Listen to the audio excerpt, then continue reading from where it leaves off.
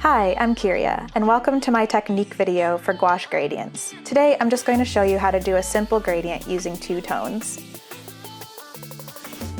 My favorite Arteza gouache set right now is the Blossomy Tones pastel set. I love using the colors right out of the box without any mixing. They're especially perfect for my floral work. You can use more than two colors for a gradient, but for the sake of simplicity, I'm just using two: pastel coral and pastel cheese puff. To start, you'll want to tape off your edges, just so you can have the freedom to play around without worrying about the paper moving or coloring outside the lines. I like to use washi tape because it doesn't tear the paper. It's also just pretty. I'll be using Arteza flat watercolor brushes, one for each color. It just makes it easier because then you don't have to wash them between changing colors. I prefer to use a flat palette because it makes blending easier for me, but for this gradient any type of palette would work since you won't be mixing your colors before application. I just add enough water to thin the gouache without making it too runny. I don't want my gradient to be transparent.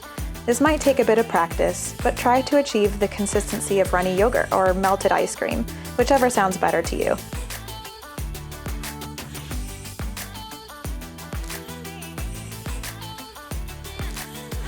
I'm going to begin with broad, even strokes across the page, starting at the top with the pastel coral.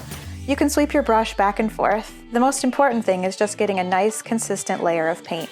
Load your brush again if you need to. You can go back and adjust the thickness if you want to as well. Using the second brush, I'm going to switch over to the pastel cheese puff and begin painting from the bottom. The idea here is to move up to meet the other color, which helps create a more even gradient. At this point, I just continue to apply the two colors as much as necessary until I achieve the gradient I want. It helps to work quickly so that you can maintain a wet edge between the two colors. If the paint does dry, you can go over the entire piece again with the two colors and blend them again. This will create a more vibrant end result. I actually did end up going over this gradient again because I wasn't quite happy with the blend. Gouache is pretty forgiving with layering as long as the bottom layer has dried. You can work the gradient as long as you want if the paint is still wet. For efficiency, especially if I'm working on a large piece, I try to get the gradient down quickly, but there's really no right or wrong, and part of the process of creating is learning when something is good enough to move on. You don't have to wipe off the tape, but I like to so things are a little less messy when I take the tape off. Gouache flakes when it's dry, so it goes all over the place. I'm just using a piece of paper towel here, wiping as close to the painted area as I can.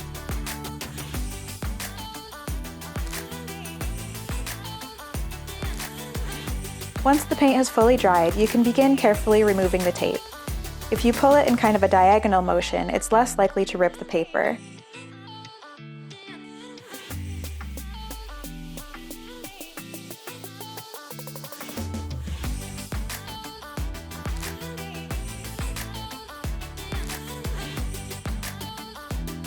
So that's a simple gouache gradient. I hope you enjoyed watching and learning today, and I hope you try it yourself. It's a really handy foundation for lots of other gouache techniques.